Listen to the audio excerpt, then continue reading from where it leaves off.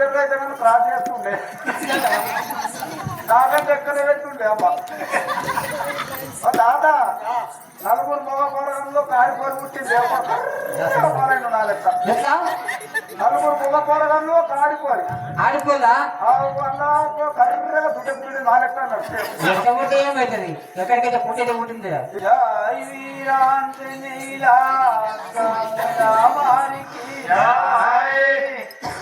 పరమ పురుష పాప వినాశ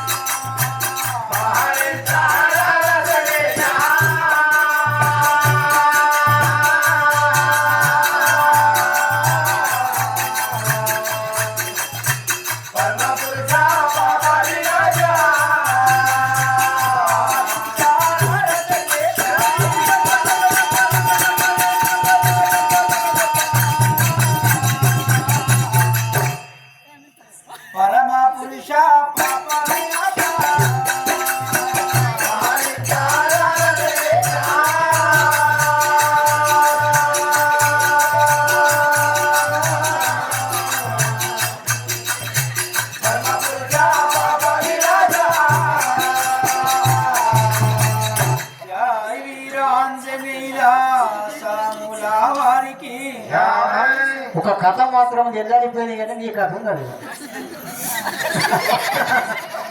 కథకు కడుపుడు అంకలు దొరకాలి కదా మనకు అదే కడుపుడు కనుక కాదా చూసిందే చూసినా అది పట్టుకుని తాత పట్టుకుని అది నెట్టు కూర్చుందా అడగాలంటే టైం పడుతుంది సరే అమ్మా అమ్మా తాత నలుగురు కుమారులు ఒక కుమార్తె జన్మించిందా తాత శభాష్ మరి అమ్మా మరి వీళ్ళు పుట్టి పుట్టి మాత్రము అప్పుడు గడియలో కూడా 9 గడియలు ఇట్లా గడియలు ఉంటుండే అంటే గడియలు 21 గడియలు ఇప్పటికి 21 రోజులు కానీ అయిపోయిందని నీ అక్కడ ఉండిపోయాయి కదా చెప్తే తీరమైన అంతే నాకు కూడా కావాలనిపిస్తుంది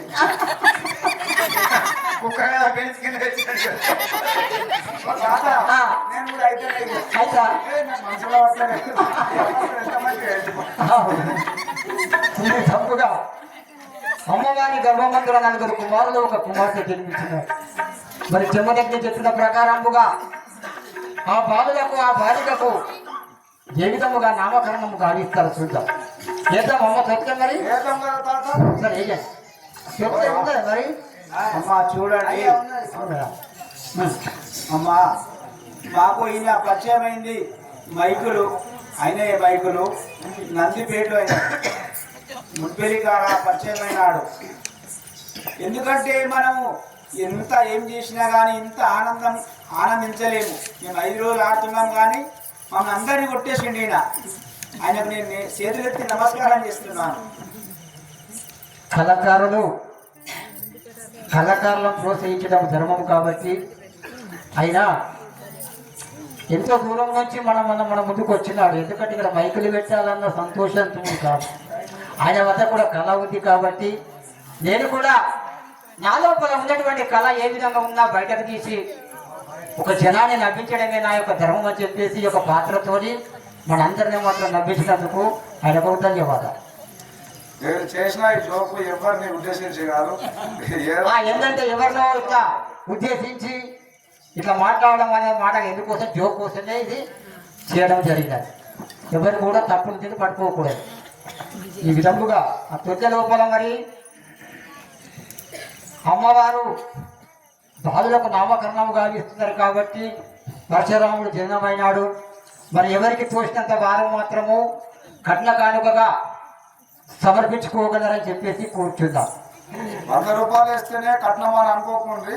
తొట్లేడా వేసిన రూపాయి అయినా సరే మోక్షమే మోక్షమే. అందరే